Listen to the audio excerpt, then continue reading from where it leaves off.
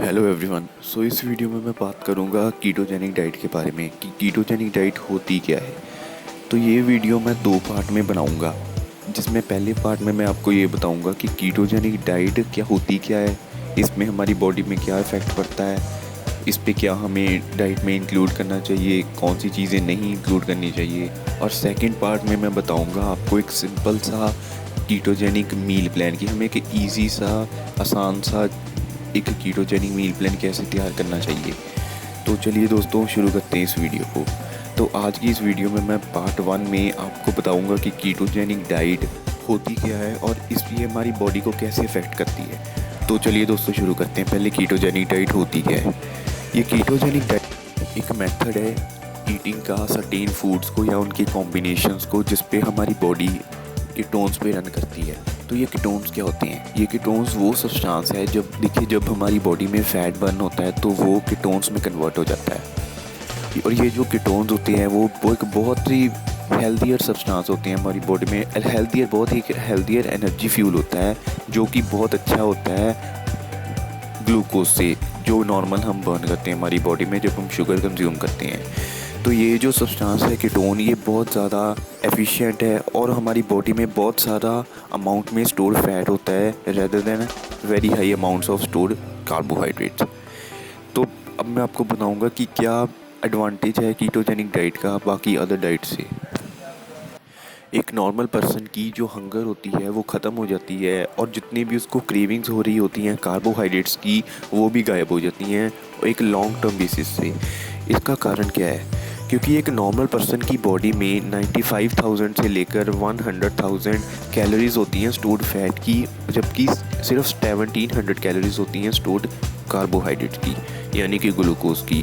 तो ये फ़र्क है अपनी बॉडी को रन करने का कीटोन्स पर और कार्बोहाइड्रेट्स पर, कि हमारी बॉडी पे इतने ज़्यादा अमाउंट में स्टोर्ड फैट पड़ा होता है। तो अगर हम अपनी बॉडी को कीटोन्स पे रन करेंगे तो हमारी बॉडी में इनक्रेडिबल अमाउंट ऑफ एनर्जी होगी और हमारी हंगर बिल्कुल गायब हो जाएगी कार्बोहाइड्रेट्स के लिए। तो अब एक और डिफरेंस कि कीटोजेनिक डाइट का क्या डिफरेंस है, कंपैरिजन है लो कैलोरी डाइट से। देखिए जो लो कैलोरी डाइट होती है उसमें क्या होता है कि उसमें बहुत ज़्यादा अमाउंट में कार्बोहाइड्रेट्स होती हैं और ये एक्चुअली कार्बोहाइड्रेट्स ही हैं जो हमारी बॉडी में फ़ैट बर्निंग को प्रिवेंट करती हैं, ना कि हाई एक्सरसाइज से हमारी बॉडी में फ़ैट बर्न होगा। ये इससे बर्न होगा कि हम कितने लो अमाउंट में कार्बोहाइड्रेट्स कंज्यूम कर रहे हैं। अगर आप ज़्यादा अमाउंट में एक्सरसाइज कर रहे हैं और बहुत ज़्यादा कार्बोहाइड्रेट्स भी कंज्यूम कर रहे हैं तो आप जो वेट लॉस करेंगे वो सिर्फ वाटर वेट होगा, जो कि एक टेम्परेरी बेसिस पे होगा। तो इससे ये कंक्लूड होता है कि 98% जो अदर डाइट्स होती हैं वो फेल हो जाती हैं, क्योंकि उस पर हंगर और क्रेविंग्स तो एक्चुअल में अवे कर पाना बहुत ही मुश्किल है। तो इसलिए कीटोसिस पे हम तीन चीज़ें करते हैं। सबसे पहले तो हमारी जो डाइट में लो कार्ब डाइट होनी चाहिए, जो कि नॉर्मली 20 से लेकर 50 ग्राम पर होनी चाहिए। दूसरा मॉडरेट फैट होना चाहिए, जो मॉडरेट अमाउंट में होना चाहिए, ज़्यादा ना कम। तीसरा हाई फैट, हमें फ़ैट ज़्यादा लेनी चाहिए। सिंपल वर्ड्स में कीटो डाइट में क्या होता है। कीटो डाइट में सबसे पहले तो देखिए आप एक्चुअल फ़ैट लूज़ कर सकते हैं। दूसरा, आपकी हंगर्स गायब हो जाती हैं, आपको क्रेविंग्स नहीं होती। उसके बाद आपकी एनर्जी बहुत ज़्यादा बढ़ जाती है बॉडी में, आपको इनक्रेडिबल एनर्जी होती है बॉडी में। उसके बाद आपका ब्लड शुगर लेवल कम हो जाता है, आपकी जो इन्फ्लामेशन होती है बॉडी में वो कम हो जाती है, आपकी जो कॉग्निशन मतलब परसेप्शन, मेमोरी, लर्निंग की जो एबिलिटी है वो बढ़ जाती है। इसके अलावा जब आप इसके साथ साथ इलेक्ट्रोलाइट्स और विटामिन लेते हैं तो आपकी बॉडी को बहुत फ़र्क पड़ता है। और जब हम कंपेयर करते हैं इसको अदर डाइट से, तो पहली बात तो अदर डाइट 98% तो वो फेल हो जाती हैं क्योंकि वो हंगर और क्रेविंग्स को नहीं लूज़ कर पाती। दूसरा, इस पे जो लूज़ वेट रखते हैं वो सिर्फ वाटर वेट लूज़ करते हैं, जो सिर्फ 1 या 2 वीक्स के लिए होता है।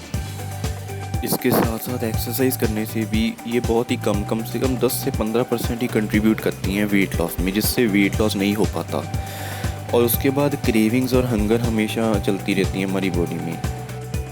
और इसके साथ साथ क्योंकि हम ज़्यादा अमाउंट में कार्बोहाइड्रेट कंज्यूम करते हैं तो हमारी बॉडी में इंसुलिन बढ़ जाता है। ये इंसुलिन क्या होता है? ये इंसुलिन एक सब्सटेंस है जो हमारी बॉडी में ब्लड में जो ग्लूकोज होता है उसको ट्रांसपोर्ट करता है टिश्यूज़ तक। तो इससे क्या होता है, हमारा जो ब्लड ग्लूकोज है वो कम हो जाता है और जिससे हमें इरिटेशन और डिप्रेशन की प्रॉब्लम आने लगती हैं।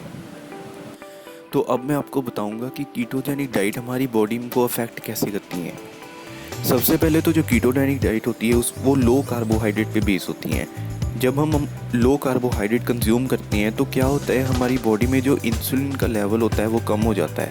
ये बहुत ज़रूरी है कि जो हमारी ब्लड शुगर है वो बिल्कुल मेंटेन रहे, क्योंकि क्या होता है जब हम हाई कार्बोहाइड्रेट कंज्यूम करते हैं अदर डाइट्स में तो उससे इंसुलिन बढ़ जाता है। इंसुलिन बढ़ता है तो वो आगे प्रॉब्लम्स क्रिएट कर देता है, क्योंकि इंसुलिन जब बहुत ज़्यादा हो जाता है तो डायबिटीज़ हो जाती है, उससे एक कॉम्बिनेशन हो जाता है बेली फैट का, और इसके साथ साथ ब्लड प्रेशर बढ़ जाता है हमारी बॉडी में, हमें और कॉग्निटिव इश्यूज़ आने लगते हैं, हमारे जो मूड डिसऑर्डर्स होने लगते हैं, इससे फैटी लिवर भी हो सकता है।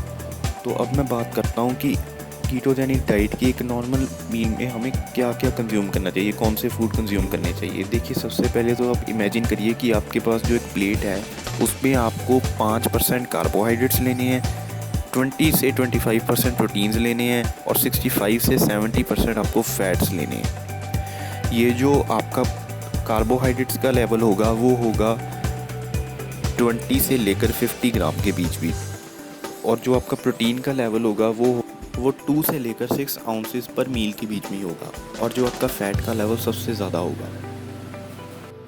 Now the foods to include in your diet. सबसे पहले तो जो आपकी जो प्लेट होगी उसमें कार्बोहाइड्रेट्स में आपको ग्रेन्स, सीरियल्स, ब्रेड, जूस ये बिल्कुल नहीं लेना, ये स्ट्रिक्टली आपको मना है। और कार्बोहाइड्रेट्स में आपको क्या क्या लेनी है, सबसे पहले तो आप नट्स और सीड ले सकते हैं, जैसे कि आलमंड्स हो गए, और बाकी नट्स, ह्यूमस ले सकते हैं, बेरीज ले सकते हैं। और दूसरा प्रोटीन में आप मीट या फ़िश ले सकते हैं, एग्स ले सकते हैं या चीज़ ले सकते हैं। उसके बाद आ जाता है वेजीज़ में आप तो या तो लीफी ग्रीन्स ले सकते हैं, उसमें रॉ ले सकते हैं, ज़्यादातर कच्चियाँ ही ज़्यादा, और क्रूसीफेरस वेजिटेबल्स यानी कि कुक्ड। और फैट जो सबसे इम्पॉर्टेंट पार्ट है इसका, उसमें आप सबसे पहले तो बटर ले सकते हैं, ऑलिव ऑयल ले सकते हैं, कोकोनट ले सकते हैं और एवोकेडोस ले सकते हैं। Now what not to eat, वो चीज़ें जो आपको अवॉइड करनी है। सबसे पहले तो आपको हर तरह की ग्रीन्स को अवॉइड करना है, जैसे कि ब्रेड, पास्ता, बिस्किट्स, ग्लूटेन, सबको अवॉइड करना है आपको। दूसरा स्टार्चेस में जैसे कि पोटैटोज़, राइस, इन्हें अवॉइड करना है। तीसरा sugar, soya oil, corn oil, honey, इन सबको आपको अवॉइड करना है। फोर्थ इज़ जूस या फिर सोडा। और इनकी जगह पे आप क्या ले सकते हैं आपकी डाइट में, वो आप या तो एग्स ले सकते हैं, ऑर्गेनिक बेकॉन, ऑर्गेनिक चीज़, या फिर आप ऑर्गेनिक कॉफ़ी ले सकते हैं। आप नॉर्मल कॉफ़ी मत लीजिए, ऑर्गेनिक लीजिए कॉफ़ी, वो आप अच्छा होगा आपकी वेट लॉस करने में। तो ये कुछ चीज़ें थी जिसमें मैंने आपको बताया कि कीटोजेनिक डाइट होती क्या है, हमारी बॉडी में वो अफेक्ट कैसे करती है, कौन सी चीज़ें हमें इसमें लेनी चाहिए, कौन सी नहीं लेनी चाहिए। तो अगले पार्ट में मैं आपको बताऊँगा कि एक सिंपल सा कीटोजेनिक मील प्लान हमें कैसे तैयार करना चाहिए, ब्रेकफास्ट, लंच और डिनर का। और इसके साथ साथ मैं आपको बताऊंगा कि हमें फास्टिंग को इसमें कैसे इंक्लूड करना चाहिए ताकि हमारी वेट लॉस ज़्यादा इफ़ेक्टिवली हो।